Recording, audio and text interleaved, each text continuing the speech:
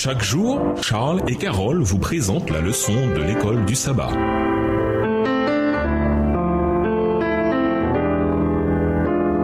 Bienvenue dans votre émission. Dieu nous parle. Nous voilà à la leçon de mardi, la femme prostituée d'Osée. La demande que Dieu fait à Osée est peut-être l'une des missions les plus étranges jamais confiées à l'un de ses serviteurs. Épouser une prostituée et délibérément. Mais à travers Osée, Dieu voulait nous faire comprendre, de sa perspective à lui, la douleur que cause le péché et la rébellion des humains. Dieu avait amoureusement choisi une épouse, Israël, qui n'avait fait que le tromper et pourtant, de façon incroyable, il l'a reprise et lui a redonné sa place. Comparons Osée 1, verset 2, Osée 3, verset 1, Apocalypse 17, verset 1 et 2 et Apocalypse 18, verset 1 à 4. Qu'est-ce que la prostitution mentionnée ici? Quelle leçon l'Église chrétienne peut-elle tirer de l'histoire d'Osée? De quelle manière l'Église a-t-elle reproduit les péchés de l'Ancien Testament? Osée 1, le verset 2, la première fois que l'Éternel adressa la parole à Osée, l'Éternel dit à Osée, « Va, prends une femme prostituée et des enfants de prostitution, car le pays se prostitue, il abandonne l'Éternel. » Osée 3, verset 1, l'Éternel me dit, va encore et aime une femme aimée d'un amant et adultère. Aime-la comme l'Éternel aime les enfants d'Israël, qui se tournent vers d'autres dieux et qui aiment les gâteaux de raisin. Apocalypse 17, les versets 1 et 2, puis un des 7 anges qui tenait les 7 coupes vint et il m'adressa la parole en disant, viens, je te montrerai le jugement de la grande prostituée qui est assise sur les grandes eaux. Apocalypse 18, verset 1 à 4,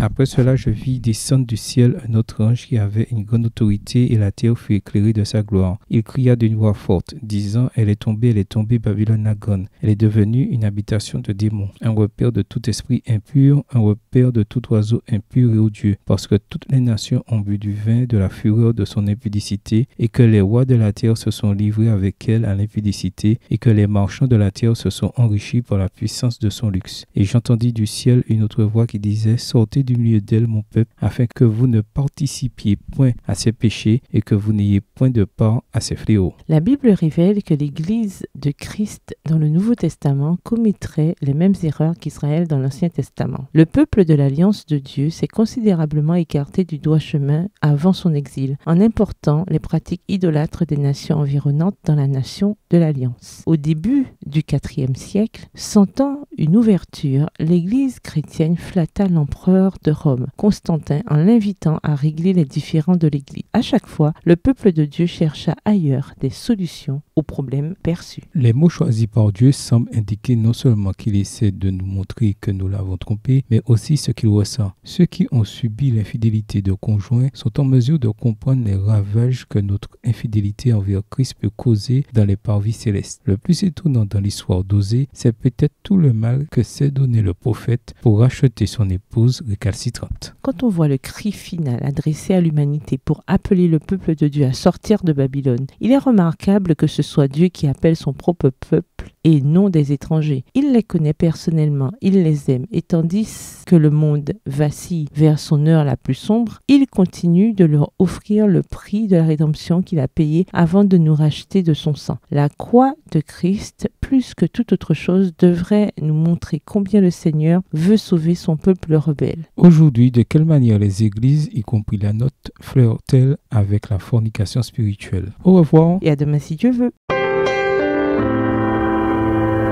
Dieu nous parle. Chaque jour, Charles et Carole vous présentent la leçon de l'école du sabbat.